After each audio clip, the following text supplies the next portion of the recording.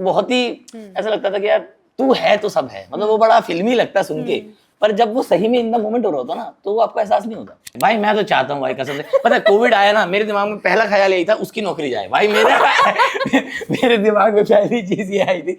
There are days when I don't feel like getting up, है ना, when I don't feel like working, but मैं उस वक्त खुद को मनाता हूँ कि नहीं रजत कर लेते हैं, जब यहाँ तक आ गए हैं तो थोड़ा सा और कर लेते हैं। उसकी एक टॉप पड़ी थी जो उसने तय लगा के रख रखी थी, मैंने एक स्केच पेन लिया और मैंने उस स्केच पेन पे टॉप पे लिख दिया आई लव यू, ठीक है भाई कितना प्यारा इमोशन है यार, मेरी नजर में तो बहुत ही बढ़िया था कि जैसी वो टॉप उठाई और वो लगी कि ओ ऐसे जैसे लगा तो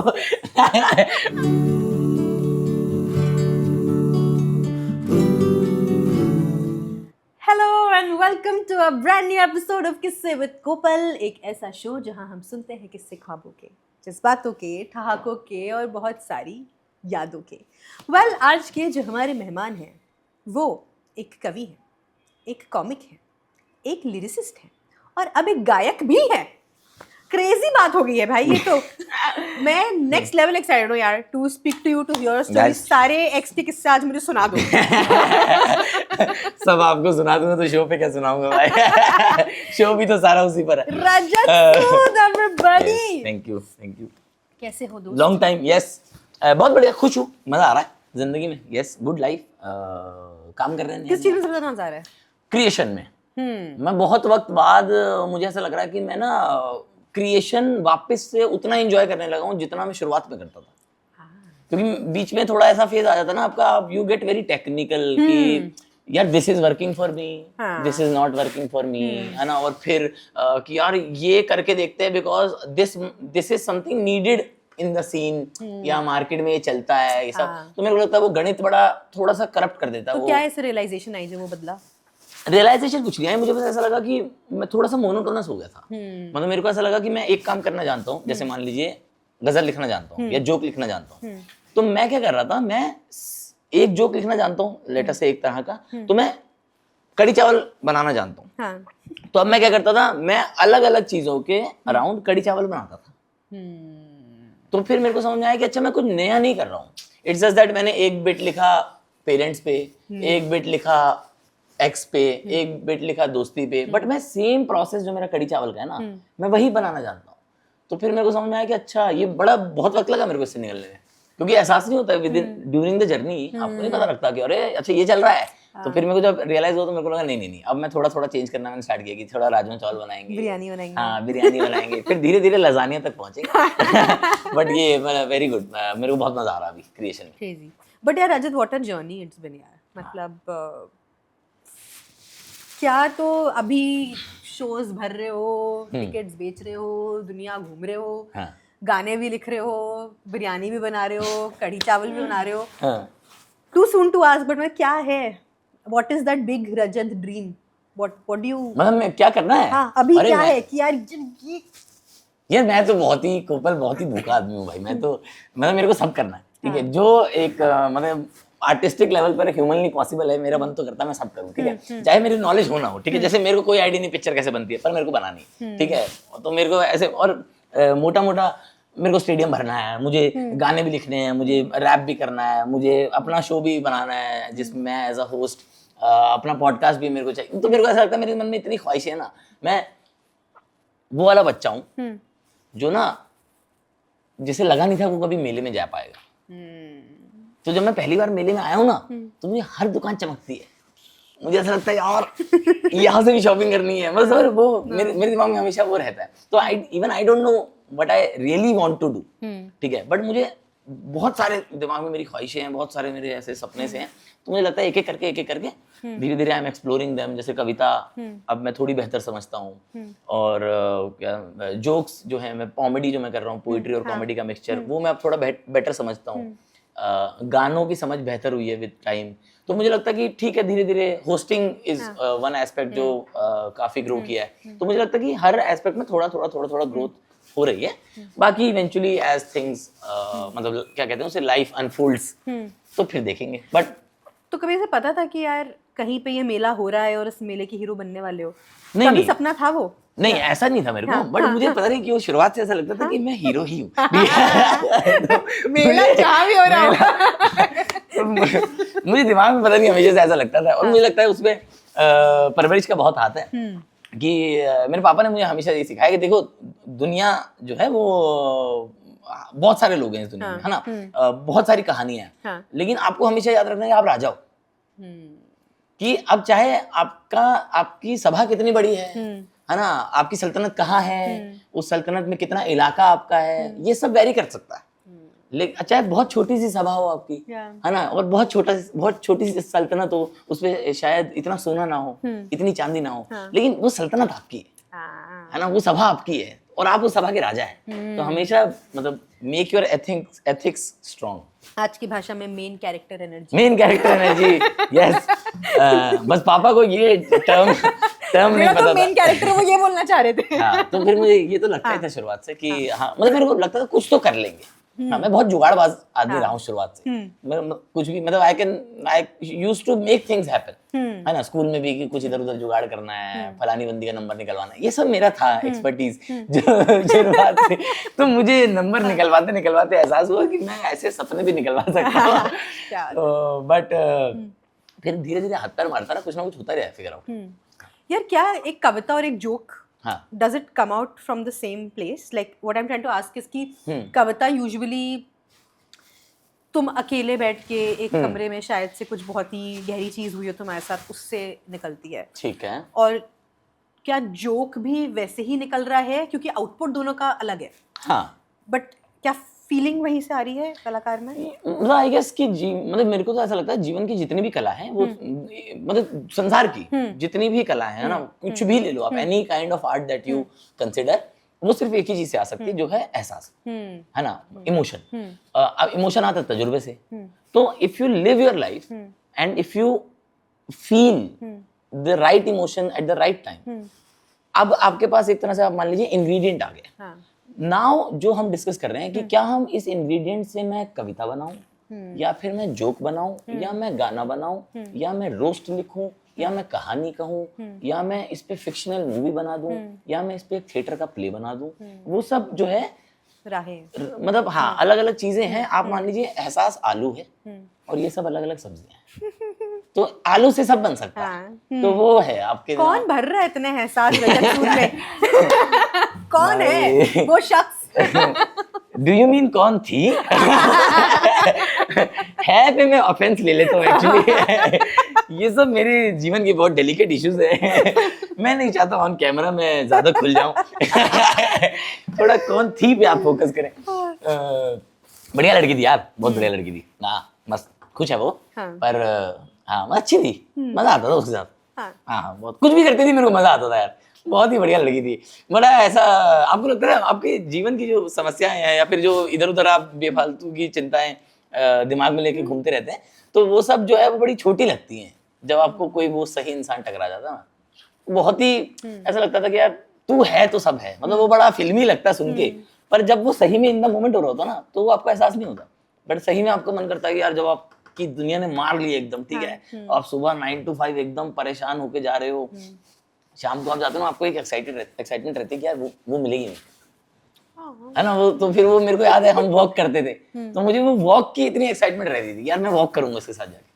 तो और मैं इतना सोच के जाता था कि मैनेजर ने ये बोल दिया, फलाने ने ये बोल दिया, ढिमकाने ने ये बोल दिया, ठीक है, घर पे ये बात हो गई, पड़ोसी ने ये बोल दिया, बहुत दिमाग में इतने कॉन्फ्लिक्ट चल रहे हैं, ठीक है। और मैं सोचता था उसे ये बताऊंगा, वो बताऊंगा, दिमाग में चल रहा होता था आपके, है ना, कि ये बताऊंगा क्योंकि वो मेरा अपना है ना, कि मैं उसे ये बताऊंगा, सब आपको मन करता है सब शेयर कर दूं उसके साथ।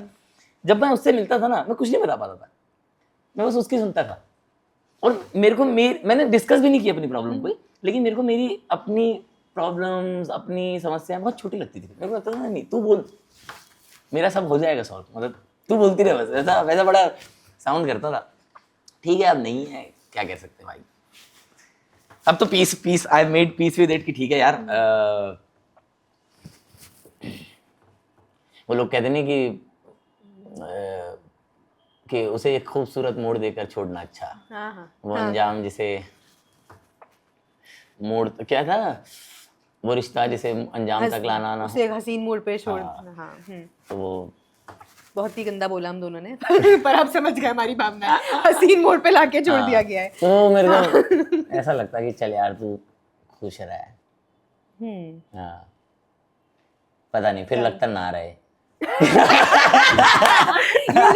लेटेस्ट सॉन्ग का टाइटल बता दो। अरे यार बहुत ही असमंजस सा इमोशन है बड़ा यार, कैसा लगता है यार अपना रहे खुश रहे यार, तेरी जिंदगी अच्छी हो, फिर लगता है नहीं नहीं मेरे बिना अच्छी हो जाए तो मैं हार जाऊंगा।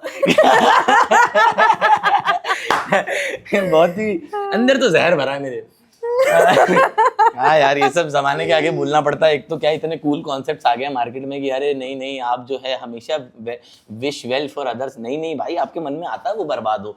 ये कैसे मैं कैसे डिनाई कर दूं इस इमोशन को भाई। मैं चाहता हूँ वो बर्बाद हो एक पल में तो। पर ऐसे मैं ये नहीं चाहता कि कुछ बहुत बड़ा हो जाए, बट मैं तो ऐसे कि ठीक है।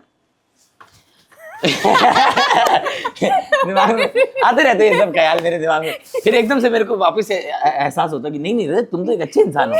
तो फिर मेरे को होता नहीं नहीं आप खुश रहे। फिर मेरे मन में आता कि नहीं नहीं उसके बॉयफ्रेंड को कुत्ता काटे। ये सब मेरे को ये जो पिछले 3 मिनट में हमने एक जर्नी तय करी है कि इस इमोशन से वापस मेरे आंसू निकल नहीं वाले कि वो वापस अंदर चले। मैंने रजत को बोला कि हमारे किस्से के बॉक्स के लिए कुछ लाना, और आई थिंक रजत, मैंने सिर्फ चीजें देखी हैं, मुझे इनके पीछे के किस्से नहीं पता है, बट कुछ बहुत ही विचित्र चीजें लाए हैं। मैं तो, जो मेरे को समझ में आया बहुत सारी चीजें तो दूर दिल्ली वाले घर पे है, बट मैंने कहा चलो जहाँ जो मिल पाया करें चालू। तो मैं कुछ भी चूज कर सकता हूँ, कुछ भी चूज कर सकते हो मेरे में से भी, but I want to know ये। बट एज इन तो कॉन्सेप्ट क्या है कि मैं आपकी चीजें उठाऊंगा, उस पर मेरे को क्या करना है? हाँ, तो वील डू ऐसे 3-4 ऑब्जेक्ट्स करेंगे हम। Okay. And you tell me stories and किस्से। तो जैसे अगर आपने ऑटो उठाया, आपके पास ऑटो की कोई स्टोरी है, हाँ, या आपने म्यूजिक का उठाया, या आपने ट्रॉफी उठाई, या you know there is a heart, okay okay okay, camera, star, dice, ठीक है ठीक है, वेडिंग रिंग, ठीक है। तो मैं यार सबसे पहले दोस्तों इससे मुझे याद आता है, मैंने उसे एक बार ऐसा ही ना एक वो दिया था, मतलब एक टॉय सा छोटा सा, वो उसमें आता था वो नहीं आती, छोटे छोटे 2 कंचे आते हैं वो चॉकलेट में, वो जिसमें जायदाद मांग लेते हैं, किंडर जॉय। किंडर जॉय, ठीक है। तो वो अरे वो 2 छोटे छोटे से आते हैं, उसमें पूरा बहुत महंगा जुगाड़ रहता है वो, ठीक है। तो उसमें गिफ्ट निकलते हैं, तो वो निकला था, तो मैंने उसको गिफ्ट दिया, ठीक है।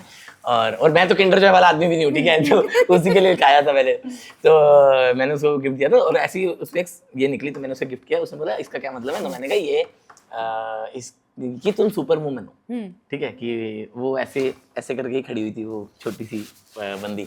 तो उसने कहा कि और do you really think so I am a super woman. तो मैंने कहा फॉर श्योर।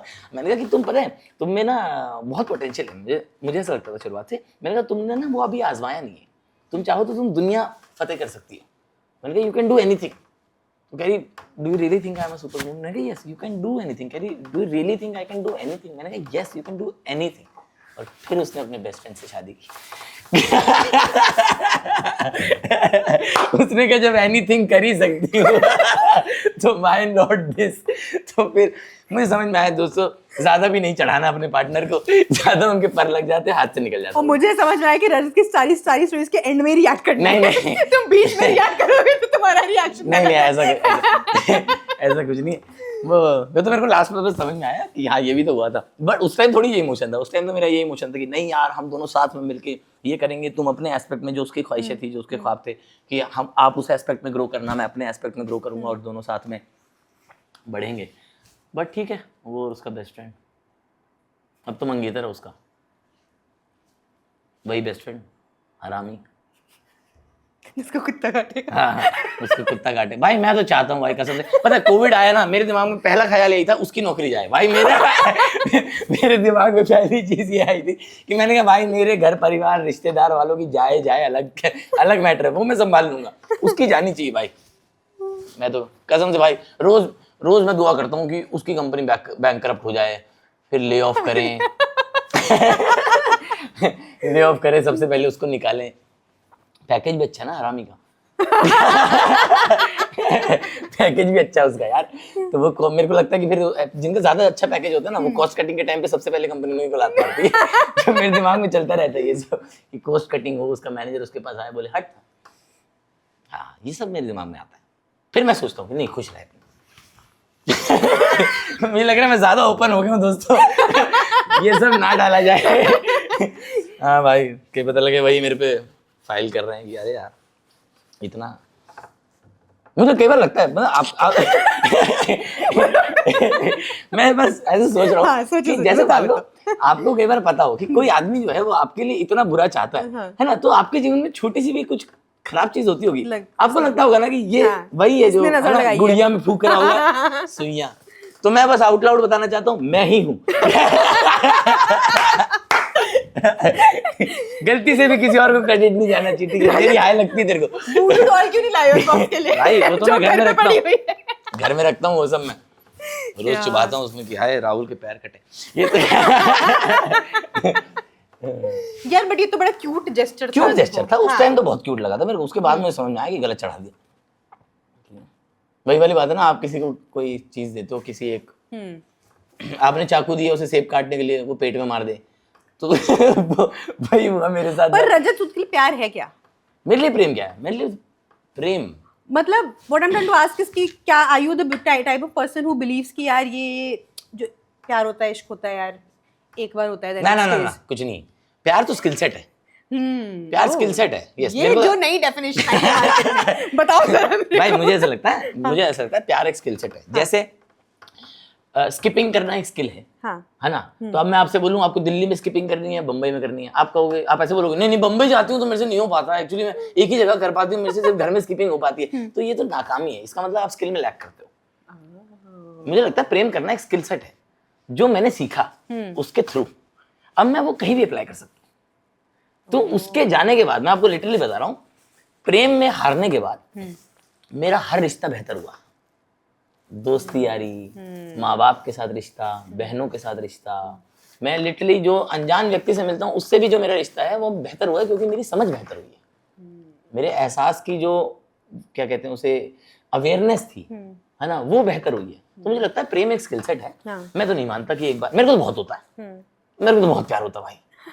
मैं तो भाई मेरे को तो बहुत प्यार होता है। ऐसे मैं तो ऐसे बड़ा दिल फेंक टाइप आदमी हूँ ना, तो अगर आप 2 बार ऐसे कोई मेरे से मीठी बात कर ले तो मेरे को तो मैं तो दे देता हूँ दिल उसमें। मैंने कहा अब तुम्हारा ही है, देख लो अब 1-2 गजलें तो तुम पे ही लिखूंगा जी।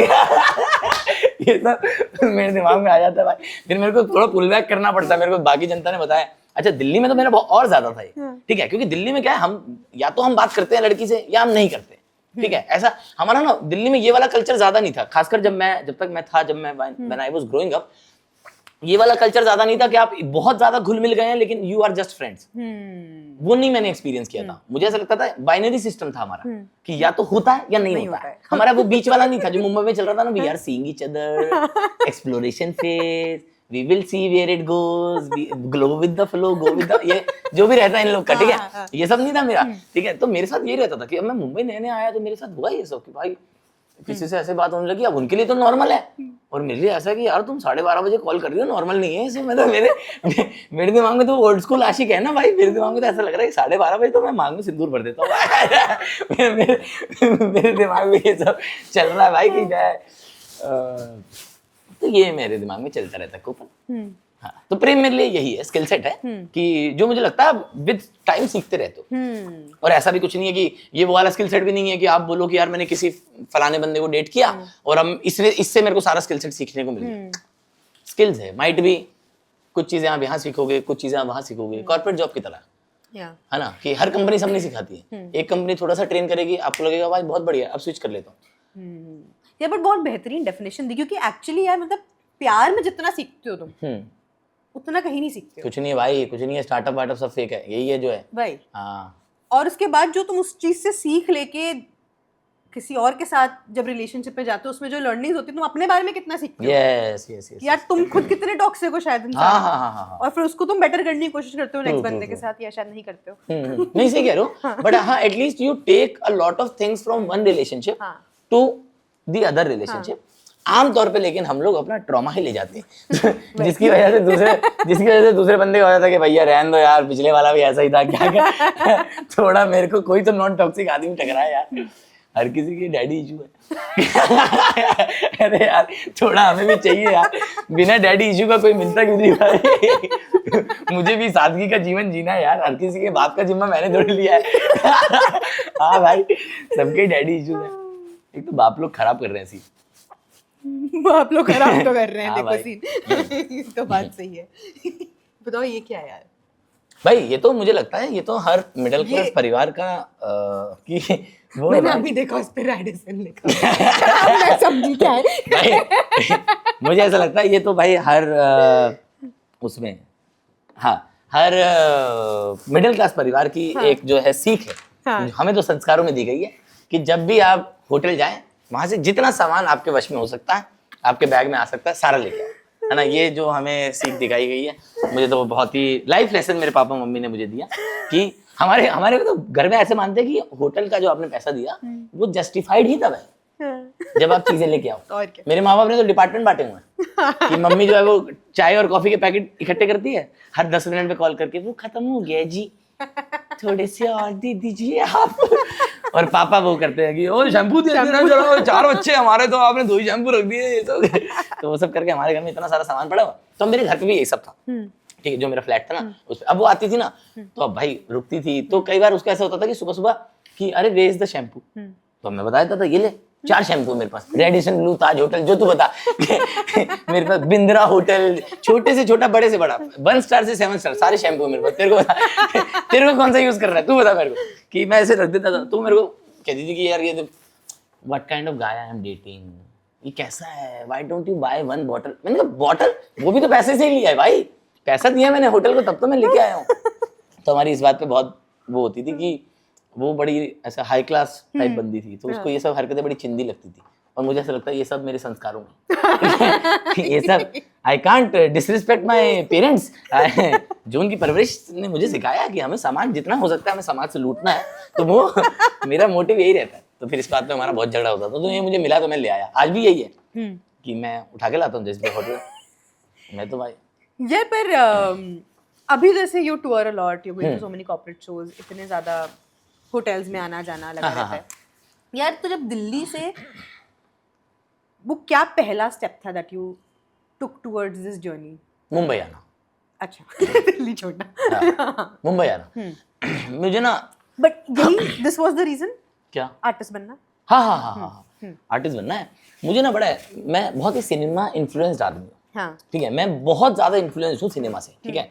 जैसे वो लड़के जो आपने देखा हो कि नमस्ते लंदन देख लिए तो फिर वो महीना भर कुछ काम नहीं कर रहे हैं, हाँ, है ना, वो मैं हूँ कि मैंने देख लिया है कि अरे जैज ने ऐसा क्यों किया, मैं जबकि मेरे को एंड भी पता है कि जैज चली जाएगी वापस चार्ली को छोड़ के, इसके हमारे भाई के पास, अक्षय भाई के पास आएंगी, पर मैं वहां तक पहुंच ही नहीं रहा हूँ। मैं उससे पहले हूँ कि अगर चार्ली के पास चली जाती तो मैं बहुत ही मतलब कहानियां ना मेरे को मोह लेती हैं, मेरे को वश में कर लेती हैं। तो मैं बहुत ज्यादा सिनेमा इन्फ्लुएंस था और मेरे को हमेशा से हर पिक्चर में यही दिखाया गया, हर पिक्चर में, इंटरव्यूज में सबके यही सुना कि बम्बई जो है वो माया नगरी है, यहाँ सपने पूरे होते हैं।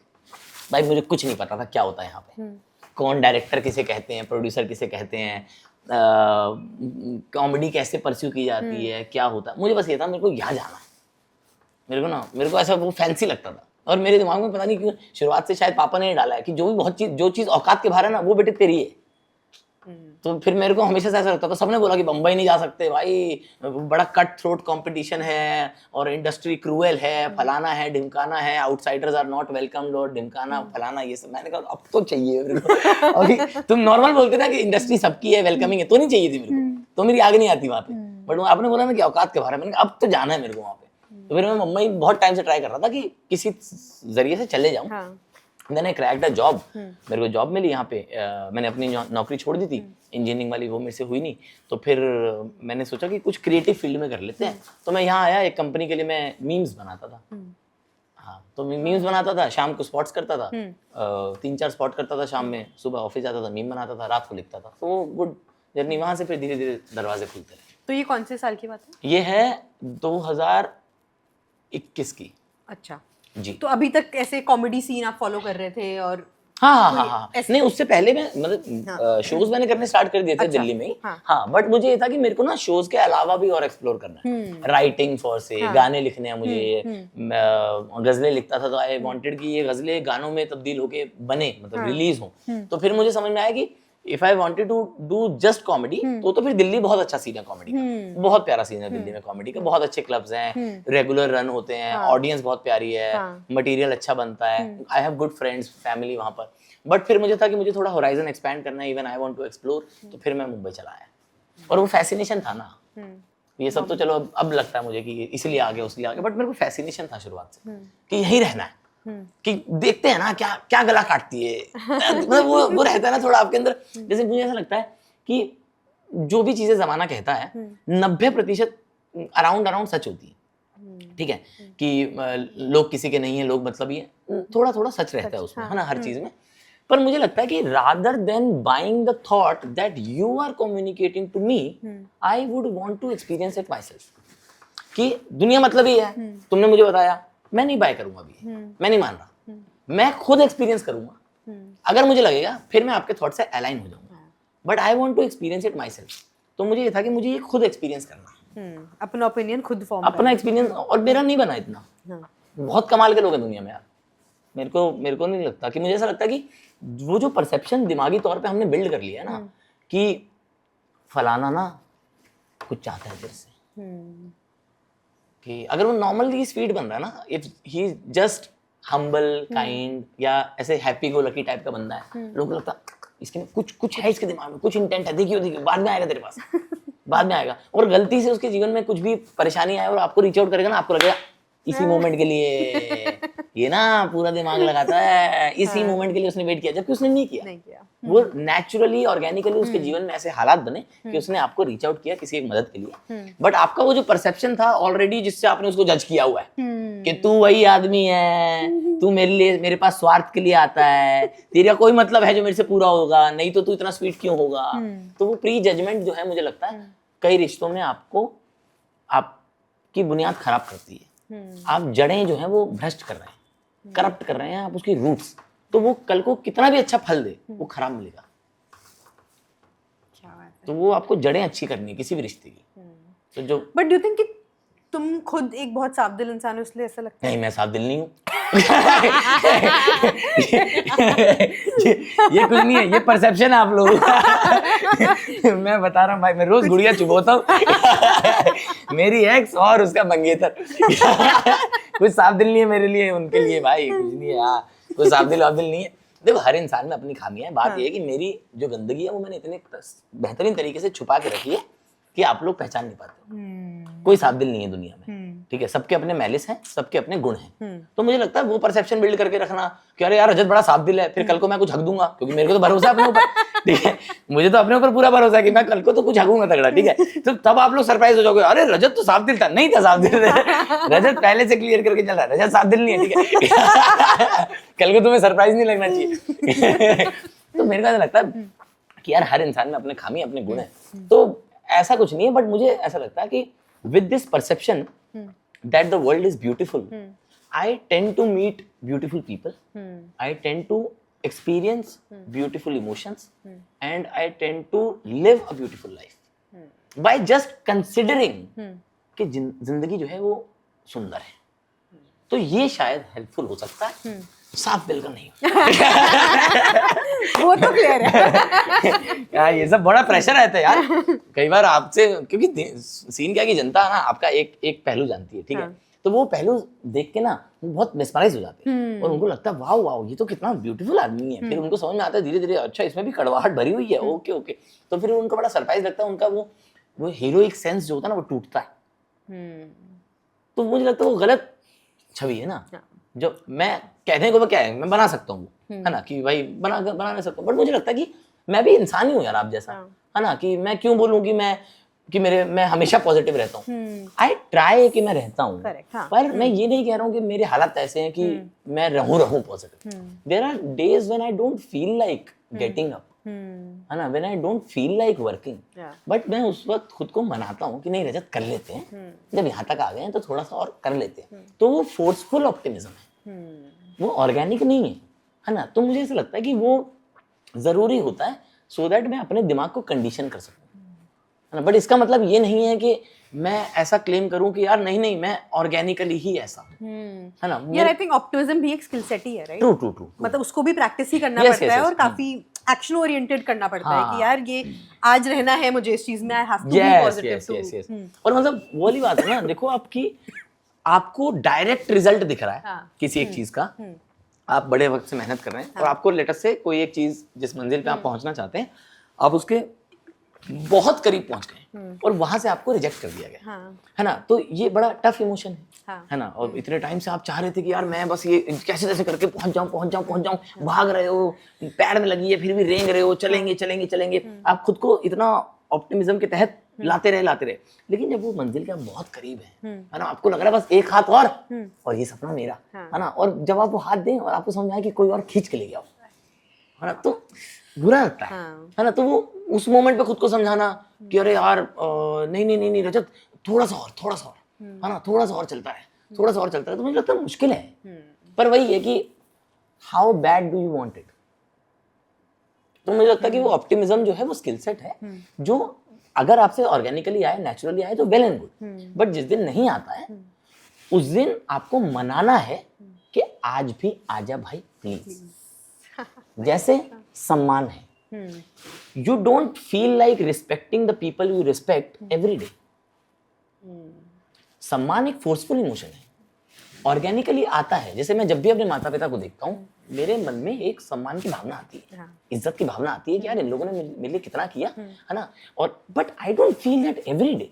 देयर आर डेज जब हमारे झगड़े होते हैं, जब पापा का कोई ओपिनियन जिससे मैं बिल्कुल अलाइन नहीं करता हूँ, जो बिल्कुल मेरे एथिक्स के अगेंस्ट है, पापा उस पे अडिग है, मैं अपने इमोशन पे अडिग हूँ, you don't feel like respecting that person that day. But क्या इसका मतलब आप डिसरिस्पेक्ट करेंगे? नहीं। उस दिन आपको खुद को समझाना है कि आज ऑर्गेनिकली नहीं आ रही है ये इज्जत, पर आज भी करनी है। मुझे लगता है वो स्किल सेट है। समझदारी वाली बातें करते हैं यार। बस मेरी एक्स और उसका मंगेतर तुम्हारे लिए कोई सम्मान नहीं है, ठीक है। पहले क्लियर कर दूं, कहीं तुम्हें लगे कि तुम्हारे लिए भी बहुत कुछ फील करता हूं, कोई नहीं है इमोशन। यार फिर कोई ऐसा at least as journey as an artist में कोई ऐसा मोमेंट याद आता है जहाँ पे अगले दिन उठ के मनाना पड़ा था अपने आप को कि ब्रेकअप भाई, मैं तो टूट गया था। अरे यार मैं तो भाई, मेरी कोई ख्वाहिश नहीं थी उस टाइम, कोई ख्वाहिश नहीं थी। मेरी इकलौती ख्वाहिश ही थी कि ये लड़की वापस आ जाए। मैं इससे ऊपर मेरी सोच ही नहीं थी। मुझे ऐसा था कि भाई मैं सब कर दूंगा, तू जो बोल। मैं हल्की नौकरी करता था जान के, ताकि मेरे को ना वहाँ पे इतना प्रेशर फील ना हो और मैं आर्ट पे फोकस कर सकूं, ठीक है। मेरे दिमाग में ऐसा मानने लगा था कि अरे छोड़ना, मैं आर्ट मैनेज कर लूंगा, मैं बढ़िया नौकरी ले लेता हूँ, सो दैट कि हम दोनों की लाइफ स्टाइल थोड़ा मैच कर सके, मैं जल्दी मैं ट्रैवल कर सकूँ तेरे लिए, तू मेरे लिए ट्रैवल कर सके। मेरे दिमाग में ऐसा थॉट आने लगे थे कि छोड़ दूंगा मैं, मतलब हाँ हटा दूंगा मैं, ठीक है। मेरे को कोई कुछ नहीं है कि तू रहे मेरे साथ, क्योंकि मेरे हमेशा से ऐसा लगता था कि तू रहेगी तो फिर पूरी जिंदगी पूरी दुनिया फतेह कर सकते हैं हम, लेकिन तू नहीं है तो कैसे करूंगा। ये एग्जिस्ट ही नहीं कर, ये वॉइड जो है ना, मुझे लगता है ये इतना शैलो है, ये आप ना इमेजिन ही नहीं कर पाते कि ये है तो सब मुमकिन है, ये नहीं है तो क्या है। मेरे को कुछ नहीं दिखता था कि ये नहीं है तो क्या मैं खुश हूँ, नहीं हूँ, मैं हूँ भी नहीं हूँ। ये इतना इतना वो रहता है, डिल्यूजनल रहता है वो, कि मैं कुछ नहीं इमेजिन कर सकता था। तो ब्रेकअप के बाद मेरे दिमाग में कोई ख्वाहिश नहीं थी ऐसा कि यही कर दूं वही कर दूं। जब वो जुदाई, जब वो बिछड़न जो है वो दर्द देने लगी ना, जब वो सताने लगी, जब दूसरा इंसान नजरों से उतरने लगा, जब पहले आपको समझ में आता है सारी गलती मेरी है, फिर धीरे धीरे आपको समझ में आता है कि नहीं यार ये तो उसका भी गलत फैसला है, या ये चीज यहाँ पे उसने गलत की, ये चीज मैंने गलत की। जब आप वो कॉम्पिटिशन, एनालिसिस, ये सब करने के बाद आपको एक तसल्ली होती है कि अच्छा दोनों पार्टी की गलती थी, इसमें इकलौता मेरा तड़पना जायज नहीं है। और दूसरी बात, मेरे तड़पने से उसको कोई फर्क नहीं पड़ रहा, वो अपनी जिंदगी में आगे बढ़ चुका है। तो जब ये सब धीरे धीरे क्लैरिटी मिलने लगी ना, तब मेरे को समझ नहीं आया इस इमोशन को प्रोसेस कैसे करना। मतलब art was something fancy to me उस दौर में, पहले कि अरे अच्छा लगता है करके, वैलिडेशन मिलता है, 10 लोग ताली मारते हैं, 4 लोग तारीफ करते हैं। मेरा सेंस पर्पस ऑफ आर्ट वो था। जब वो गई ना, और जब मेरे दिमाग में ये सब आने लगा कि यार ये मेरे में बहुत बेचैनी रहती है, मतलब वो लिटरली मेरे को वो सब इमोशन फील होने लगे जो मेरे को पहले लगता था कि लोग बेफालतू में बोलते हैं, कि लोग कहते हैं कि दिल फटने लगा। कि मतलब मेरे को लिटरली ऐसा पड़ता था कि मेरे को ना दौरा ही पड़ जाएगा भाई, ये तो ऐसे इतना पंप करता था मेरा हार्ट, मतलब मैं लिटरली ऐसे छूता था, मेरे को डर लगता था कि भाई फट जाएगा ये, और किसी को बता नहीं रखा था मैंने, तो मुझे लगता था ऐसी किसी दिन मौत हो जाएगी फ्लैट पे भाई, और किसी को पता भी नहीं लगेगा क्यों मरा भाई, इतनी छोटी सी उम्र में मर गया। मतलब बहुत ही मेरे को लगता था कि क्या क्या कर दूं भाई मैं इसका, ये जो बेचैनी पैदा होती है रोज सुबह उठ के, अगर मैं नहीं सो रहा हूं तो मैं रो रहा हूं, ये था मेरा दिनचर्या, ये थी, रो रहा हूँ, उदास हो रहा हूँ, गाने सुन रहा हूँ, पागल हो रहा हूँ, उसको मैसेज कर रहा हूँ, हाय प्लीज गिड़गिड़ा रहा हूँ उसके आगे, ये थी मेरी जिंदगी। तो मेरे को समझ में नहीं आया ये क्या करना क्या है इसका भाई, ये तब मैंने रियल पर्पस ऑफ आर्ट जो है मेरे को लगता है मैंने तब डिस्कवर किया कि भैया ये कलेजे से निकाल दो कागज पर, नहीं तो मर जाओगे, ये फट जाएगा, कि इतना लोड लेने के लिए दिल बना नहीं है। तो फिर मैं कायदे से वो चीजें लिखने लगा जो मेरे को सच्ची लिखनी थी, जिससे आई फेल्ट लिबरेटेड। और मुझे लगता है कि मैंने आर्ट वहीं डिस्कवर की है। मैंने उस दौर में बहुत से शेर लिखे कि तब मैंने एक शेर कहा था कि कभी दिल ही नहीं करता, जरा सा भी नहीं करता, गया है तू तभी से मैं मोहब्बत ही नहीं करता, कि गया है तू तभी से मैं मोहब्बत ही नहीं करता, मेरे दिल के मकां पर इस कदर कब्जा किया उसने, किराया भी नहीं देता, वो खाली भी नहीं करता, कभी दिल ही नहीं करता, जरा सा भी नहीं करता। बहुत भाई मैं तो फिर पता, फिर धीरे धीरे मेरे को ऐसा लगता है, पहले आप बहुत समर्पण की भावना रहती है आप में, और समर्पण क्या है, आपसे ना हौसला छीन लेती है कई बार। तो कई बार आपको इतना समझ में आ रहा होता है कि यार मैं ये जो इंसान कर रहा है ये गलत कर रहा है, पर आप इतना प्रेम में होते हैं आप आवाज ही नहीं उठा पाते। मैं कभी ये सब चीजें जो मैं आज कह पाता हूँ शिकायत के तौर पे कि यार मुझे ये गिला है तुमसे, है ना, ये मेरी कंप्लेंट है, मैं नहीं उसके आगे नहीं कह पाता था, मेरी हिम्मत ही नहीं होती थी। मेरे दिमाग में बस एक थॉट चलता था, ये नाराज ना हो जाए, ये खुश रहे। उस चक्कर में मेरा इमोशन पिसे जा रहा है, सप्रेस हुए जा रहा है, मेरे ख्याल, मेरी ख्वाहिशें, जो मेरी बेसिक चीजें हैं जो मैं डिमांड करना चाहता हूँ वो नहीं कर रहा हूँ, बस इस डर से कि यार ये ना नाराज ना हो जाए। तो मुझे लगता है वो आपसे हौसला छीन लेती है। फिर धीरे धीरे जब बगावत आती है ना, तब आप अलग चीजें लिखते हो। तब मैंने लिखा था एक शेर के, बगावत के बगीचे में एक ऐसा गुल खिलाऊंगा, क्या आता है ना। वो मेरे से अपने दोस्तों से कहने लगी कि पता है मैंने जब से रजत से ब्रेकअप हुआ है ना मेरा, तो आई हैव सीन कि वो ना मेरे ही अराउंड कंटेंट करता है। तो कहती कि आई हैव सीन कि जो भी मुझे डेट कर लेता है ना वो मूव ऑन नहीं कर पाता। तो ये उसका क्लेम था। तो मैंने तब एक शेर कहा था कि बगावत के बगीचे में एक ऐसा गुल खिलाऊंगा, मोहब्बत याद रखूंगा, तुम्हें पर भूल जाऊंगा। क्या भाई बगावत तो मैं आपको लिटरली बता रहा हूँ, मेरे को अगर मैं बढ़ पाया आगे, मैं बहुत स्ट्रक था वहां पे, ठीक है, मेरे जीवन का, और मैं लिटरली बहुत ही टूटा हुआ, बहुत बिखरा हुआ आदमी था, जो आई गेस आज तो कोई मेरे को मिलता है वो मानता ही नहीं कि अच्छा ऐसा भी रहा है रजत, ठीक है। क्योंकि मेरी वो ऊर्जा नहीं है, वो ऊर्जा मेरी इसलिए नहीं है क्योंकि तब मैंने फैसला किया कि ये जो मैं इतना टूटा हूँ ना, मैं आज के बाद जीवन में कभी ऐसे नहीं हूँ। मैं I decided and this is my conscious choice, this is a decision that I have made. कितना लो देख लिया है कि अब मैं नहीं जाऊंगा, कुछ भी हो दुनिया में, I am not giving that power to any person again ever in my life कि आप आए, आपके हिसाब से मेरा इमोशन ऊपर नीचे हो, मैं बस आपके दिनचर्या की कठपुतली हूँ, और फिर आप चले जाएं और कठपुतली को बेबस फील हो। मेरे को नहीं रहना वो कठपुतली, मेरे को सुपर हीरो बनना है। मेरे दिमाग में वो सब, फिर बगावत वाले ख्याल ने मेरे को भाई आगे बढ़ाना। हाँ मेरे को भाई, मैं तब एक शेर कहा था मुझे कि भूखा मरता मर जाए मैं रोटी नहीं खिलाऊंगा, कि भूखा मरता मर जाए मैं रोटी नहीं खिलाऊंगा, जिसने मुझे सताया है एक दिन मैं उसे सताऊंगा, और एक दौर में जिस लड़की से कुंडली तक मिलवाई है, अब वो लड़की मिल जाए तो हाथ भी नहीं मिलाऊंगा। उफ भाई साहब अब नहीं करूंगा भाई साहब, अब नहीं मिलना यार मुझे। ये पर मतलब जब इतना लो देखते हैं एक हार्ट ब्रेक में, तो फिर से प्यार करने की हिम्मत कहाँ से आती है? क्योंकि कसूर प्रेम का नहीं है, कसूर प्रेमी का था। क्या बात है। तो ये गलत फहमी है हम लोगों की, बहुत सारे लोगों की, हमें लगता है कि प्रेम खराब है। प्रेम हमेशा पवित्र रहता, प्रेम सुंदर है ना। इट्स मोर लाइक कि आप किसी शहर जा रहे हैं, है ना, दिल्ली से आप नोएडा चले, ठीक है, और नोएडा में आपकी चोरी हो गई, तो सफर की गलती है या नोएडा की गलती है? सफर खराब हुआ है, शहर खराब हुआ, तो सफर खराब नहीं है, प्रेम सफर है। जिस दिन आप प्रेम को मंजिल समझ लेते हैं ना, दिक्कत वहां है। क्योंकि मंजिल में क्या होता है, आपको लगता है मैंने हासिल कर ली, तो फिर आप और नहीं चलते। तो प्रेम क्या है, हमेशा चलना है, तो प्रेम सफर है। मंजिल में क्या होता है कि आप वो जो ये सब शिकायतें होती है कि you have taken me for granted, क्योंकि आपको लग रहा है वो मंजिल है, आपको लग रहा था कि वो चेज वाले दौर में कि यार ये लड़की बस हाँ कर दे, ये हासिल हो जाए, हासिल कर ली, फिर आपको लगता है अब तो साथी ही है मेरे, अब कहाँ जाएगी? तो आप फिर जितने एफर्ट्स पहले करते थे वो नहीं कर रहे हैं, है ना, या फिर जितनी केयर पहले करनी थी वो नहीं कर रहे हैं। पहले जब उसके रूठने पे आप बिल्कुल मना लेते थे, अब आप थोड़ा सोचते हो अरे भान जाएगी खुद, नहीं। तो जब आप उसे मंजिल समझ लेते हैं ना, तो दिक्कतें आएंगी ही आएंगी, तो आपको प्रेम खराब लगेगा। प्रेम इकलौते सफर के रूप में जो है वो पवित्र रहता है। तो आपको जब भी उसे अपनाना है तो आप ये कोशिश करें कि वो सफर में रहे, मंजिल में ना रहे। क्या बात है, सुंदर। यार आर्ट हील करती है या बस एक पर्सपेक्टिव दे देती है जो फील कर रहे हो उसको? बोथ। मुझे तो हील किया है, मुझे तो हील किया है, पर्सपेक्टिव भी दिया ऑब्वियसली। आई गेस पर्सपेक्टिव दिया इसलिए शायद मैं हील हुआ, माइट भी हो सकता है, बट मुझे तो हील करती है। मैं तो लिटरली आपको बता रहा हूँ, मैं तो बड़ा लालची आदमी था ना, जो मैं तो ये सब शोहरत दौलत ये सब देख के घुसा था आर्ट में। ऐसा थोड़ी था कि मुझे आर्टिस्ट बनना है, वो एहसास लिखने हैं जो मैं सच्ची में लिखना चाहता हूँ।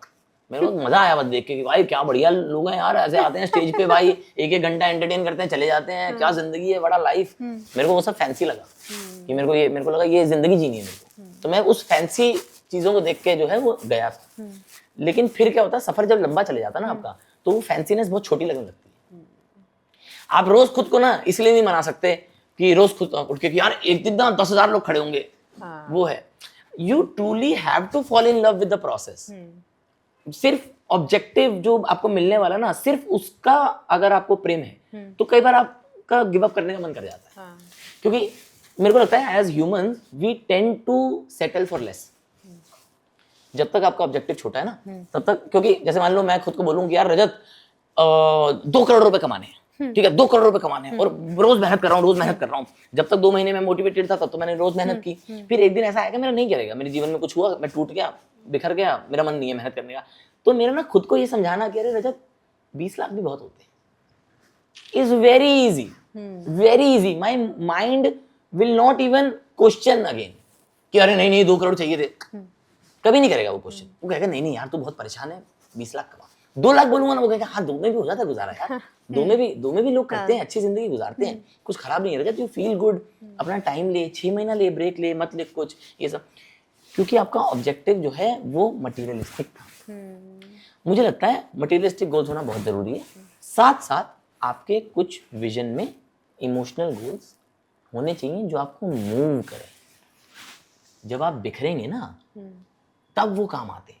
तो वो जो 6 महीना मेरा बीच में गायब हुआ, अगर मेरे पास तब ये क्लैरिटी रहती कि मुझे कला क्यों करनी है, इससे मेरा क्या फायदा होता है, मुझे कैसा महसूस होता है, और ultimately how I feel about myself as a person, अगर मुझे वो सब फायदे पता होते ना पहले कला के, तो शायद वो जो मेरा वक्त बर्बाद हुआ ना वो नहीं होता। तो मुझे लगता है वो विद टाइम होता है, पर्सपेक्टिव आता है। यस। यार ये एक परमानेंट मार्कर क्या है, इसकी कहानी सुनाओ जरा हमें। भाई एक तो मुझे ऐसा लगता है कि प्यार में क्या होता है, आपको ना बहुत मन करता है आपका दूसरे पार्टनर के लिए कुछ करने का, ठीक है, और आपको करता है कि इसके लिए ये कर दूं, है ना, कि उसे फ्लावर्स पसंद है तो फ्लावर्स ले जाता हूँ। जो जहां भी आप फ्लावर्स वाले बच्चे देखोगे आपका मन करेगा, आपको सीधा, मैं कोई भी बच्चा देखता था मेरे दिमाग में उसकी तस्वीर आती थी, क्योंकि I have associated flowers with her, ठीक है। तो अब लेकिन सीन क्या कि जब आप करना चाहते हैं किसी के लिए एफर्ट्स और उसे खुश करना चाहते हैं, वो अच्छा इमोशन है, लेकिन दिक्कत वहां होती है जब आपकी बुद्धि कम हो कि एफर्ट में मेरे कोई कमी नहीं है, ठीक है, लेकिन मेरा जो उस एफर्ट को सोचने का जो दिमाग है वो बहुत छोटा है। तो एक बार क्या हुआ भाई, उसने ना, हम कहीं बाहर जा रहे थे डेट पे, ठीक है, उसने अपने कपड़े फोल्ड करके रख रखे थे बेड पे, ठीक है, तो मेरे दिमाग में पता नहीं क्यों ऐसा आया कि मैं इसको सरप्राइज से हंसा देता हूँ, ठीक है, या फिर वो उसका सुन लूं मैं एक बार, है ना। वो बड़ा प्यारा ऑ करती थी, ठीक है। तो मेरे दिमाग में आया कि ऐसे मेरे को बड़ा अच्छा लगता था, मैं उससे मजे भी लेता था कि करना ऑ करके दिखाना। He doesn't care about me. वो बड़ा प्यारा ऑ करती थी। ठीक है, तो मैं उसे छेड़ा भी करता था कि अरे ओए करना ऑ करके दिखाना, ठीक है। तो मेरे को ऑ आए, मैंने सोचा कि मैं कुछ ऐसा करता हूँ इसका ऑ आए, ठीक है। डेट पे जाने से पहले मेरे को लगा प्री डेट हैप्पीनेस ये हो जाएगी। और फिर डेट पे तो हैप्पीनेस आएगी आएगी, ठीक है। तो उसकी एक टॉप पड़ी थी जो उसने तय लगा के रख रखी थी। मैंने एक स्केच पेन लिया और मैंने उस स्केच पेन पे टॉप पे लिख दिया आई लव यू, ठीक है। भाई कितना प्यारा इमोशन है यार, मेरी नजर में तो बहुत ही बढ़िया था कि जैसी वो टॉप उठाएगी और वो लगेगी ओह, ऐसे लगा मुझे लगा कि ऐसा आएगा, ठीक है। कि बट भाई मेरे को पहली बात तो ये नहीं पता थी कि वो स्केच पेन नहीं, वो परमानेंट मार्कर है, ठीक है। दूसरी बात मेरे को ये नहीं पता थी कि मेरे को लगा परमानेंट मार्कर जो है वो सिर्फ कागज पे परमानेंट रहता है, कपड़ों पे धुल जाता होगा। भाई मेरे को थोड़ी क्लैरिटी है यार, मैं तो अपनी तरफ से, आप देखो मेरा कितना इनोसेंस से आ रहा है ना। मैं बिल्कुल प्रेम भावना में कर रहा हूँ कि हाय उसका ऑ बन जाए। तीसरी सबसे इंपॉर्टेंट बात जो मुझे नहीं पता थी कि ये वो उसकी फेवरेट टॉप है। भाई उस दिन के बाद से मैंने सारे वॉशिंग पाउडर घिस दिए भाई। वो परमानेंट मार्कर नहीं गया भाई, हमने सेम टॉप ढूंढी, वो ज़ारा ने डिसकंटिन्यू कर दी। तो ये मेरे को बस आज याद आया, पड़ा हुआ था तो मैंने कहा ये ले। डेट पे जा पाए इसके बाद? डेट पे नहीं, हाँ गए उसे मना के मैं जैसे तैसे लेकर गया कि डेट पे। लेकिन पूरा टाइम डेट पे फिर क्या इमोशन थोड़ी है, पूरा टाइम डेट पे या जब नहीं होता तो क्यों करते हो। नहीं है, मुझसे ही पूछ लेते कि कैसे मैं स्पेशल फील कराना है। This is a way to you will ruin my clothes, कल को तुम कहीं और लिख दो कि मैंने कहा अरे सॉरी यार, मैं तो हर जोन में सॉरी। इतनी सुंदर चीज बनाई है ईश्वर ने भाई, मैं तो मेरे को लगता है भाई सॉरी से सुंदर कुछ नहीं है दुनिया में। सॉरी बोलो अच्छा रहता। पहले मेरे दिमाग में ये सब भ्रम रहते थे कि मैं इसे समझा दूंगा, अरे तुमने भी तो ऐसे किया था, मेरा पॉइंट क्यों नहीं समझती। मेरे को समझ में आया कभी नहीं जीत सकते आप, सॉरी बोलो। सॉरी से ही जीत सकते हो आप, अपनी आदमी को औकात में रहना चाहिए। कभी नहीं जीत सकते भाई हम। सॉरी बोलो, सॉरी बोल के ले गया आपसे भाई, गेम स्ट्रॉन्ग था मेरा। सॉरी गेम बहुत स्ट्रॉन्ग था मेरा। मैं चाहे उसे इम्प्रेस ना कर पाऊँ लेकिन हगे हुए को मना लेता था भाई। ये मेरा रूठे हुए को मनाने में मेरा बहुत अच्छा एक्सपर्टीज है। भाई तो, दिल का साफ है रजत, दिल का साफ। It all comes down to that. It all comes down, दिल का साफ है रजत। एक आधा और ऑब्जेक्ट्स, फिर हम लास्ट सेगमेंट पे जाते हैं। कोई ऐसी चीज मतलब हमें चूज करनी है और हाँ, दिल की तो हमने बातें कर ली हैं। कश्ती यार, ऑटो। हाँ अच्छा ऑटो, चलो ऑटो है। ऑटो से मुझे याद आया, बस देख के तो मैं बस बता रहा हूँ। हाँ। ऐसा कुछ इंस्टेंस भी नहीं है, ठीक है। लेकिन जैसे वो ना बहुत अमीर घर की लड़की थी, हाँ। ठीक है। तो वो रेयरली कभी ऐसा पब्लिक ट्रांसपोर्ट वगैरह में बैठी होगी, है ना। वो ड्राइवर ऐसा वाला सीन था उसका। और पर वो मेरे साथ उसने गरीबी का जीवन जिया, ठीक है। जैसे मैंने उसके साथ अपनी बाउंड्रीज पुश की कि मैं उन रेस्टोरेंट में जाना मैंने शुरू किया, है ना। सुशी, लजानिया, ब्रुशेटा ये सब खाना शुरू किया क्योंकि उसको पसंद था, है ना। मैं तो नहीं आता हूँ मतलब मेरे इतने बड़े जीवन में कभी मेरा अर्ज नहीं हुआ कि आज सुबह उठ के हाय लजानिया हो जाए, ये नहीं हुआ मेरे साथ कभी, है ना। कि आज लजानिया हो जाता तो मजा आ जाता, वो सब कुछ नहीं हुआ मेरे साथ। सेम वो मेरे साथ करती थी कि ऐसे कभी कभी कि चलो ऑटो में बैठ चलते हैं, है ना। कि ऐसे तो हम ऑटो में जाते हैं, तो मेरे को याद है तो हम ऑटो में बैठते थे ना, तो ऐसे हम दोनों पीछे ऑटो में बैठे हैं और ऑटो वाले भैया का जो शीशा रहता है, हाँ। ठीक है। तो हम ऐसे साथ में ऐसे है, मैंने उसके कंधे पे सर रखा हुआ है और ऐसे जूम करके ऐसे उस वाले शीशे में फोटो लेते थे। हाय ऐसा लगता था कि भाई वाह, ऑटो भी मर्सिडीज लगती थी भाई। ऐसा मतलब फिर आपको, मेरे को लगता है कि जो इंसान आपको पसंद हो अगर वो आपके साथ है तो फिर आपको एम्बियंस से फर्क नहीं पड़ता। कंपनी इतनी स्ट्रांग हो ना तो फिर, नहीं तो ये सब आपको तब खलता है। शायद इसलिए भी उसे नहीं खलता था कि यार हम ऑटो में बैठे हैं, क्योंकि उसे मेरी कंपनी पसंद थी। वो तो बस उसका राहुल नाम का बेस्ट फ्रेंड, वो हरामी बीच में नहीं आता, तो हमारी कंपनी बहुत बढ़िया थी।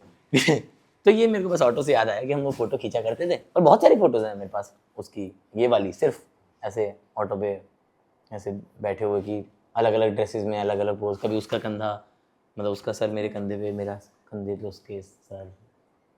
अच्छा था यार, व्हाट अ क्यूटी यार रजत। चला गया वापस रजत उस ऑटो में। ठीक है यार, कोई दिक्कत नहीं, खुश रहे अपना। अपना मेरे दिमाग में यही सब आता है कि अपना खुश रहे, मंगनी हो गई उन दोनों की, बस ये सब आता है मेरे दिमाग में कि शादी होना उनकी दाल मखनी से छिपकली निकले। मेहमान सारे उदास हो जाएं, उनकी शादी की बात हो, 10-10 साल तक लोग कहे आया है घटिया खाना खिलाया इन लोगों ने।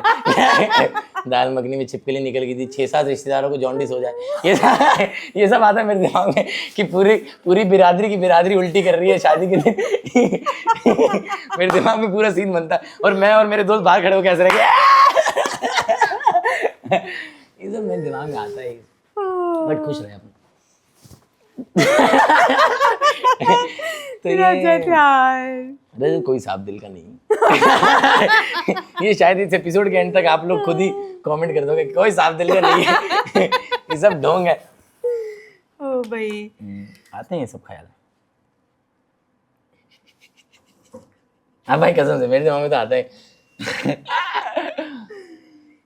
ये टीवी पे आना कैसा था? Good experience, beautiful experience, yes, very good learning experience.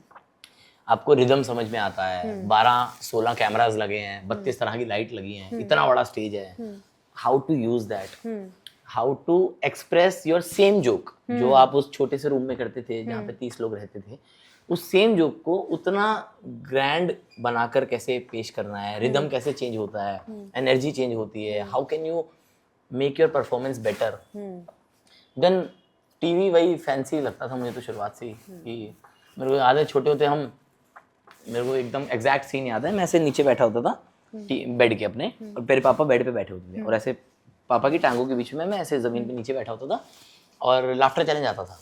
बहुत छोटा था, ठीक है, तो हम लाफ्टर चैलेंज देखते थे, पापा देखते थे और मैं हंसता था, ठीक है, पापा भी हंसते थे, मैं भी हंसता था, और मैं इसलिए हंसता था, मुझे समझ नहीं आता था, मैं इसलिए हंसता था क्योंकि मेरे पापा हंस रहे हैं। तो फिर मैं क्या करता हूँ, मुझे आज भी याद है एग्जैक्टली, मैं ना ऐसे किसी एक बंदे की तो कॉपी करता था, ठीक है, कोई भी एक रैंडम डायलॉग, जबकि मैं एग्जैक्टली मिमिक्री कर भी नहीं पा रहा हूँ, बट मैं बस वो जो एक डायलॉग जिस पे पापा हंसे थे, वो जो पंचलाइन थी, मैं वो बोलता रहता था, ठीक है, कि बहुत सारी पंचलाइन थी कि मेरा नाम रतन नूरा सुनील पार्कर, ठीक है, कि तो एहसान कुरैशी सर थे उसमें, तो वो उन दोनों की एक कोई एक लाइन उठा ली और वो घर पे चलते फिरते बोलता था और मेरे पापा हंसते थे। तो मेरे को ऐसा लगता था यार वाह यार क्या पावरफुल इमोशन है। हालांकि ये तो अब मैं अब कह पा रहा हूँ, बट तब मैंने वाइल ग्रोइंग अप नहीं था मेरे दिमाग में ये सब, बट अब मैं कह पा रहा हूँ कि वो था। And then I went to the same show after say a lot of years and then I won that. और पापा को मैंने फिनाले के दिन बुलाया था दिल्ली से, तो पापा बैठे हुए थे सामने और मुझे तो ऐसा लगा मैं जीवन जी लिया अपना भाई। वाह यार क्या प्यारा फुल सर्कल मोमेंट है यार ये। Beautiful life, beautiful life. पापा कुछ बोले उस दिन? खुश डांस किया पापा ने। जैसे मैं बहुत ही गंदा डांस करता हूँ और ये मेरे पापा से आया मुझ में, तो मेरे पापा ने टीवी पे किया हो, तो दो पल को तो मेरे डायरेक्टर घबरा गया था, बोले कि पापा को कुछ हुआ है। मैंने कहा नहीं नहीं वो नेचुरल है। यार बट पापा और your relationship sounds very wholesome. हाँ हाँ हाँ, गुड गुड गुड। यार वो वाली बात है ना, एक टाइम के बाद आपको समझ में आ जाता है कि देखो आप ऐसे हो, मैं ऐसा हूँ, है ना, अब आप मुझे नहीं बदल सकते हो, मैं आपको नहीं बदल सकता, तो आप अपना लेते हैं एक दूसरे को, है ना। तो अब हम दोनों बहुत एक्सेप्टेंस के फेज में हैं। और हमारा बड़ा अच्छा है। लव लैंग्वेज क्या है पापा और तुम्हारी? घूमना, travel. Travel is our love language. कि अगर आपको बहुत प्यार आ रहा है ना, तो आप ऐसे बोलते हो घूमने चलते पापा कहीं, तो पापा कैसे हाँ घूमने चलते फिर। अब वो तो नहीं है हमारा ऐसा लव यू वाला तो नहीं है, बट हाँ यार अब मैं थोड़ी कोशिश करने लगा हूँ कि मैं ऐसे, मुझे बहुत पसंद है वो आदमी, बहुत पसंद है मेरा बहुत पसंद है मुझे। वो भी फनी है बहुत। हाँ बहुत फनी आदमी है भाई, बहुत फनी आदमी है मेरे पापा। He is the funniest person I have met, ठीक है, तो बहुत फनी है पापा। और अब मैं कोशिश करने लगा हूँ धीरे धीरे यार मेरे को, मैं जितना प्रेम मेरा है उनसे मैं एक्सप्रेस कर दूँ, है ना। तो पहले कभी किया नहीं है छोटे होते, तो पहली बार अभी मैंने इस बर्थडे पे, मेरे लिए बहुत बड़ा दिन है वो, ठीक है, तो उनके बर्थडे पे ऐसे उनका 64th बर्थडे था और मैंने उनको एक मैसेज किया, पहली बार जीवन में ऐसे कभी अपफ्रंट बोला होगा कि पापा ये 64 वजह हैं जिनकी वजह से आप दुनिया के सबसे बेहतरीन पापा हैं। And you give 64? हाँ, और मैंने ऐसे 64 चीज़ें लिखी और मुझे कम से कम 20-21 दिन लगे उस आदमी में 64 चीजें ढूंढने में क्योंकि बीच बीच में मेरे मन में वो बेटा आ जाता था कि ये तो सही नहीं करता ये आदमी, ठीक है। लेकिन मेरे को ऐसा लगा यार, वाह यार, मतलब मैं कभी ये हिम्मत नहीं होती मेरी कि ये मैं, और ये सब मैंने लड़कियों से सीखा है, ये सब मैंने ये एक्सप्रेस करना ना, ये मेरी लड़कियां दोस्त जो हैं उन्होंने मेरे को सिखाया कि यार ये अच्छा होता है हमेशा, है ना, आपको अच्छा लगेगा, तेरे को अच्छा लगेगा। मैंने जब अपना आइडिया डिस्कस किया मेरी एक फ्रेंड से, तो उसने मेरे को सिखाया, उसने मेरे को बोला हाँ Rajat you should do it, he will feel good. और मेरे को ऐसा लगा नहीं यार वो आदमी भी ऑकवर्ड हो जाएगा, कैसे 64 बजा, वो तो खुद पढ़ के ऐसा हो जाएगा कि हाय मैं नहीं हुई है ना। माइट भी मेरे को नहीं पता कि कैसा होगा, बट उसने, मेरी फ्रेंड ने मेरे को समझाया कि नहीं ये ऐसा होता है, क्योंकि वो जो एम्पैथेटिक सेंस है वो मुझे लगता है लड़कियों का बेहतर होता है, वो बता पाती हैं आपको कि नहीं ऐसा महसूस होता है। पता है मेरे को एक बार मेरा फ्रेंड था, उसने 10th क्लास में मेरे साथ मिला था, उसने मेरे को इस बार गलती की थी, फिर उसने मेरे को कॉलेज में आके सॉरी बोला and I felt good, and मैंने उसे माफ़ कर दिया। मैं बोला वो अच्छा ऐसा होता क्या, वो मेरा बाप तो बहुत साल से जानता है मेरे को, ठीक है। तो ये सब मैं दिमाग में लगाया, मैं 64 वजह लिखी, और मेरे पापा का एक मैसेज आया बढ़िया ऐसा कि गलत इंग्लिश में। एक तो पता नहीं, मेरे को लगता है कि बाप लोग को एकदम से प्रेशर फील होता है इंग्लिश बोलने का, कि पता नहीं क्यों एकदम से ऐसे उनको लगता है अब मेरा इमोशन इंग्लिश ही जस्टिफाई कर पाएगी, ये मैं हिंदी और पंजाबी में नहीं कर पाऊंगा। तो you are the best son, the artist, the celebrity, कुछ तो लिखे जा रहे थे, दा की स्पेलिंग डी ए लिख रखी है, तो और हर चीज के बीच में स्लैश स्लैश डाल रखा है, द पोएट, द राइटर, ये सब। मैंने कहा पापा आप होस्ट वाला इंट्रोडक्शन क्यों दे रहे हैं, आप नॉर्मल थैंक यू बेटा कह सकते थे, मेरी आपसे कोई उम्मीद नहीं है। अब मेरी पता है, अब मुझे ऐसा भी लगता है कई बार मेरे पापा मेरे से मिलते हैं ना, मेरे पापा की आंखों में ना वो डर लगता है कि है इसके अगले बर्थडे पे मुझे भी तो नहीं लिखने। मैंने पापा की आंखों में वो डर लिखा कि बेटे तेरे में नहीं ढूंढ पाऊंगा इतनी चीजें जितनी तूने बोल दी है। तो गुड रिलेशन यार, प्लस कोशिश करते हो आप धीरे धीरे, छोटे होते बहुत ईगो रहती है ना आप में, आपको लगता है माँ बाप खराब लोग हैं, है ना, आपको लगता है हमें रोकते हैं टोकते हैं। एक शेर मेरे को याद आ रहा है, मैं कहा था कि तरक्की की किताबों में कभी शामिल नहीं होते, अगर माँ बाप ना होते तो हम काबिल नहीं होते। तो वो समझ लेकिन बहुत बाद में आती है विद टाइम। पहले तो आपको विलेनाइज्ड लगते हैं वो लोग जो आपका बेहतर चाहते हैं, जो आपको टोक देते हैं, वो टीचर्स जो स्कूल में अच्छी चीजें सिखाते थे आपको खराब लगते थे, वो प्रोफेसर जो बोलता था कि जीवन इससे बड़ा है, मस्खरी से ऊपर निकल जाओ, स्किल सेट बिल्ड कर लो, है ना, आज की मेहनत कल काम आएगी, माँ बाप का ये कहना चुभता था। अब सब समझ में आता है, अब लगता है नहीं यार अच्छे लोग हैं, अच्छे लोग हैं, भला ही चाहते हैं हमारा। हाइंडसाइट में मिलता है यार ये पर्सपेक्टिव। उस तक तो रिबेल होते हो ना, लगता है कि यार सब जगह जाके बगावत कर दो। और एक चीज मेरे को और भी लगती है कि आप ना अपनों से तब लड़ते हो जब पहले आपके दिमाग में ना ये भ्रम रहता है कि दुनिया मेरी सगी है। क्योंकि इनिशियली जब आप छोटे होते हो ना तो आपको दुनिया का वो लेटेस्ट से वो नियत या अवेयरनेस वो समझ कम होती है, तो आपको लगता है ये सारे दोस्त मेरे सगे हैं, ये सारे लोग मेरे सगे हैं, ये जिनको मैं हंसाता हूँ, ये जिनके साथ में चले आता हूँ, वो काम करता हूँ जो मेरे माँ बाप को पसंद नहीं है, ये सब मेरे सगे हैं, ये सब मेरे को चाहते हैं, ये सब। फिर जब आप धीरे धीरे बड़े होते ना तो आप उनके चक्कर में पहले अपने लोगों से लड़ते रहते, फिर धीरे धीरे आपको समझ में आता है नहीं ये मेरे अपने थे और ये दुनिया है, तो वो फिर बगावत, वो प्रेम, वो तब्दील हो जाता है। बगावत चली जाती है दुनिया से, जब मैं दुनिया से बागी हूँ और मैं अपनों से प्रेम करता हूँ, पहले उल्टा था। That's beautiful. वाह अरे यार मजा आ रहा है बात करके एकदम। सेम यार, मेरे को बहुत अच्छा लग रहा है। मेरे को ऐसा लगता है कई बार ये सब बातें पता नहीं नॉर्मली क्यों नहीं आती। ये सब क्या 3 कैमरा का सेटअप चाहिए? मुझे अच्छी बात कहने लेके जाना पड़ेगा। 3 कैमरा का सेटअप होता ना अगर मेरे ब्रेकअप के मोमेंट पे तो मैं उसे रोक लेता। मुझे जस्ट अभी ये रियलाइज हुआ कि शायद मेरे पास 3 कैमरा नहीं थे, नहीं तो आज वो मेरे साथ होती। क्योंकि कैमरा के आगे मैं बहुत बढ़िया बात कर रहा हूँ यार, ये सब क्यों नहीं निकलता उसके आगे। लास्ट सेगमेंट पे चले, जैसे आपकी इच्छा। तो हमारा लास्ट सेगमेंट है keep it honest. Keep it honest, और इसमें सारा स्वाद प्यार लाते हैं निक आइसक्रीम। ओह वाओ, तो हम आइसक्रीम खाते खाते करेंगे सेगमेंट। लवली। मैं आपको दूंगी शब्द और आपको मुझे देने हैं किस्से। अच्छा ठीक है, सिंपल फॉर्मेट बट आइसक्रीम खाते हुए। Are we ready? Yes, alright.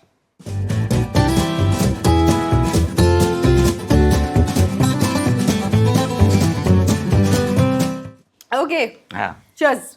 Cheers. पहला शब्द है ट्रॉफी। Trophy, motivation, discipline. अच्छा किस्सा सुनाना क्या? अच्छा मैं कीवर्ड्स बता रहा हूँ सॉरी मुझे लगा थोड़ा वैसे वाला गेम है। अच्छा किस्सा। अच्छा ट्रॉफी से मेरा किस्सा क्या है?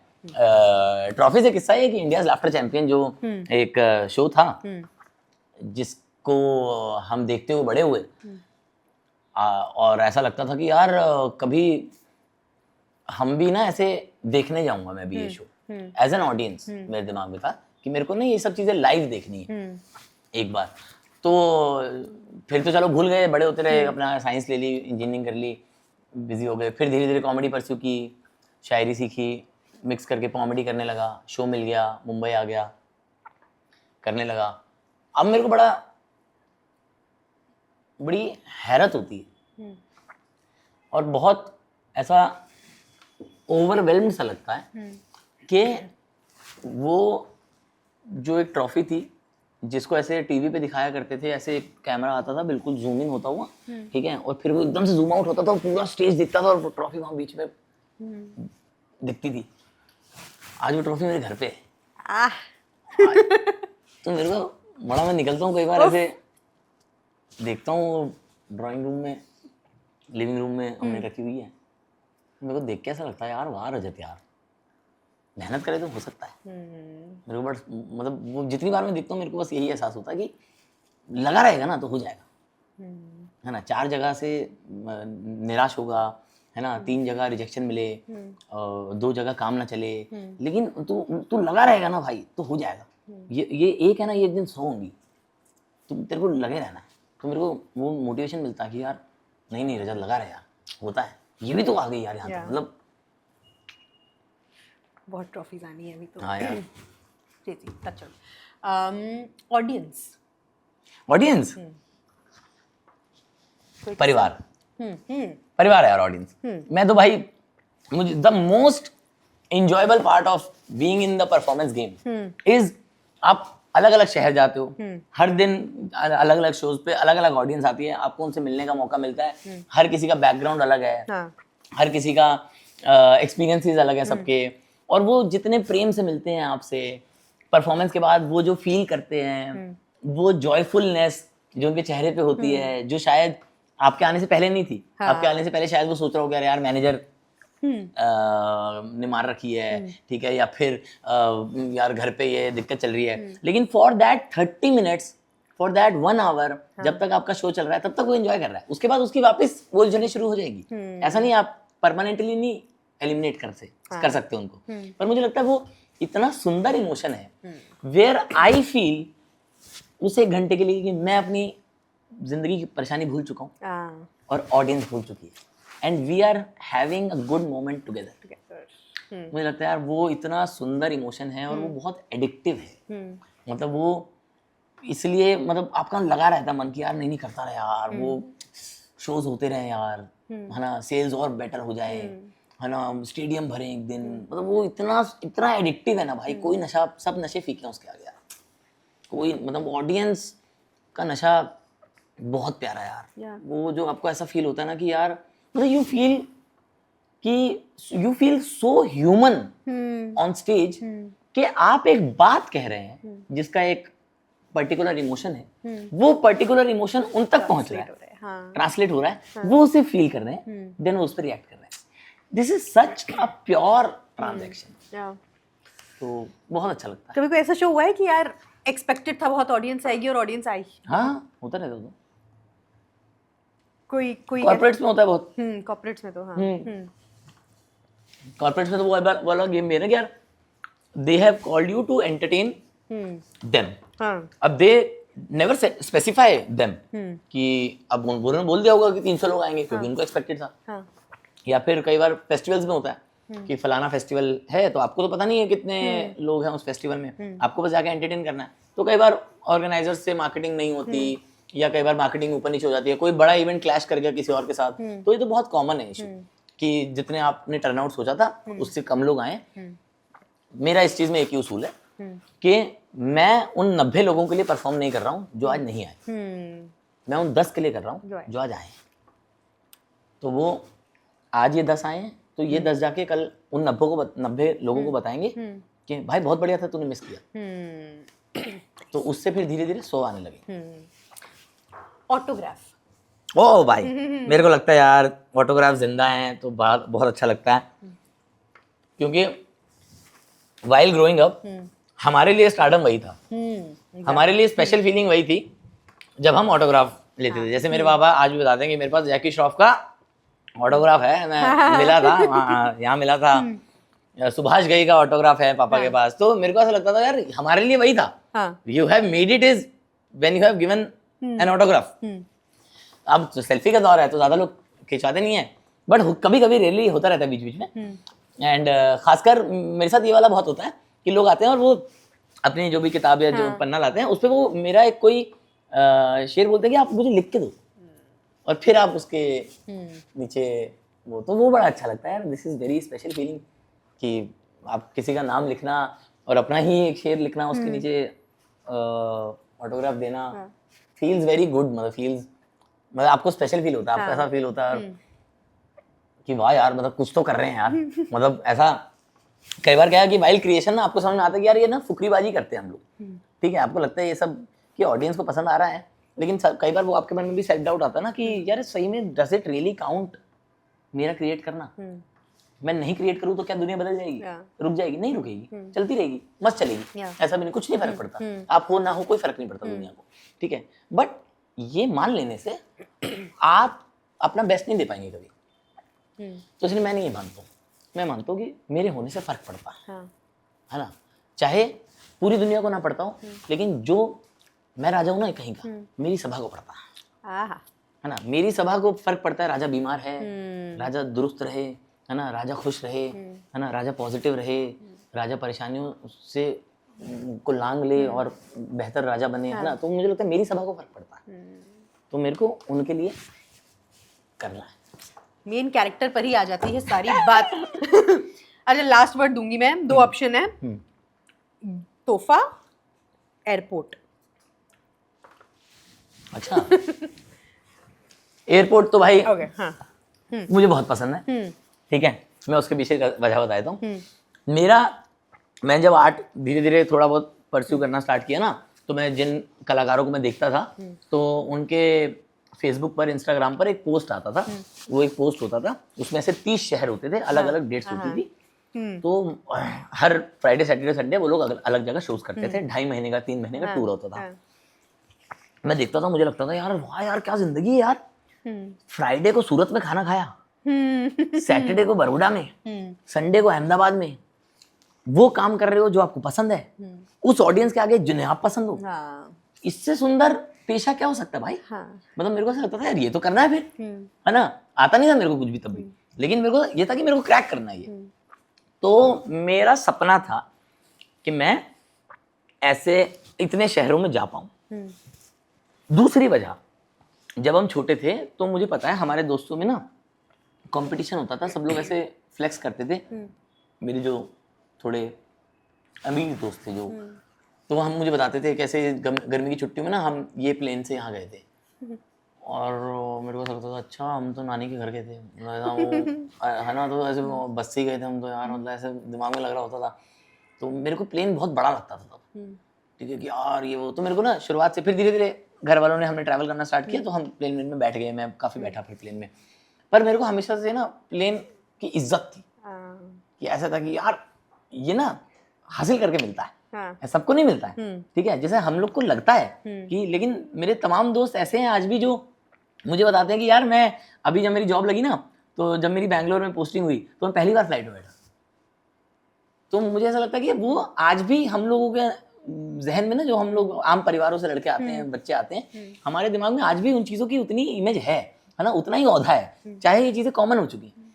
तो एयरपोर्ट मेरे को लगता है, मैं महीने में 12 दिन एयरपोर्ट जाता हूँ, 12 फ्लाइट लेता हूँ। 12 नहीं, फ्लाइट तो ज़्यादा लेता हूँ। फ्राइडे सैटरडे संडे 4 जगह शो, टूर पे रहता हूँ, तो 12 शहर में शो करता हूँ कम से कम, नहीं तो 12 से 20 फ्लाइट लगती होंगी, ठीक है। तो मैं इतना इंजॉय करता हूँ एयरपोर्ट, भाई मैं तो चले जाता हूँ 3-3 घंटे पहले 4-4 घंटे पहले। मतलब कई बार ऐसा होता है कि सुबह 4 बजे की फ्लाइट है तो और शाम शो खत्म हो गया 8-9 बजे, तो मैं होटल जा सकता हूँ, रेस्ट कर सकता हूँ, तो मैं होटल नहीं लेता हूँ शहर में, मैं बोलता हूँ सीधा एयरपोर्ट जाऊँगा। तो मेरे को बहुत पसंद है मैं एयरपोर्ट पे बैठ के किसी कैफे वैफे में ऐसे लैपटॉप खोल के, चाहे कुछ भी ना कर रहा हूँ, लेकिन मैं लगा रहता हूँ कि आसपास कोई तो देख रहा होगा भाई, कि उनको लगना चाहिए लड़का कुछ काम कर रहा है, क्योंकि एयरपोर्ट पे काम करता हुआ आदमी बड़ा साउंड करता है, इसका लगता है कि हाँ ये तो लाखों का ट्रांजैक्शन करता होगा इसका तो हजारों का गल्ला नहीं है, ठीक है। तो मेरे को दिमाग में मेरे को चलता रहता है कि वो सब इमेजरी कि हाँ यार एयरपोर्ट बड़े फैंसी लगते थे शुरुआत से ही, घूमता रहता हूँ एयरपोर्ट पे, मेरे को बहुत इंडिया के आधे एयरपोर्ट याद है। हाँ अब मैं सबकॉन्शियसली ऐसे चले जाता हूँ कि यहाँ सिक्योरिटी है, ये मेरे मैं देखता भी नहीं कि अरे वो सर गेट कहाँ पे, मुझसे पूछ इधर आ गया तो मेरे को मालूम है इधर है। तो एंजॉय करता हूँ मैं तो एयरपोर्ट बहुत। क्या बात है, मजा आ गया यार Rajat. Yes same, beautiful, thank you so much. Thank you so much हाँ इतने प्यारे किस्से कहानियां सुनाने के लिए, और एकदम यार थैंक यू, आपने इतना सुंदर माहौल बनाया। मेरे को तो कई बार ऐसा लगता है कि मैं दूसरे को बोलने नहीं देता हूँ शायद आपके मन में चल ही रहा हो मैंने सोचा ऑन कैमरा एड्रेस कर दूं चले ना। हाँ मेरे को कई बार मेरे को किस्से के बीच में रियलाइज हो रहा था कि अरे बहुत देर हो गई कोपल तुम कुछ बोली नहीं देखो आदमी इतना दिलचस्प हो कि सामने वाले को पता भी ना चले कि वो कुछ बोल नहीं रहा है, क्योंकि उसको सुनने में इतना मजा आ रहा हो। तो आज वो फीलिंग आई कि थैंक यू, एकदम beautiful stories, and thank you so much एकदम साफ दिल का इंसान होने के लिए। मेरा क्लेम नहीं है भाई, कल को मैंने अगर कोपल को पकड़ना तुम लोग, ठीक है मेरे पास बताना कि तुम तो साफ दिल के थे, कोपल ने बोला मैंने नहीं बोला, ठीक है मैं ऐसा कुछ क्लेम नहीं कर रहा हूँ, 6 महीने बाद मुझे पता है मैं क्या करने वाला हूँ। Thank you guys, like share comment subscribe, bye bye bye.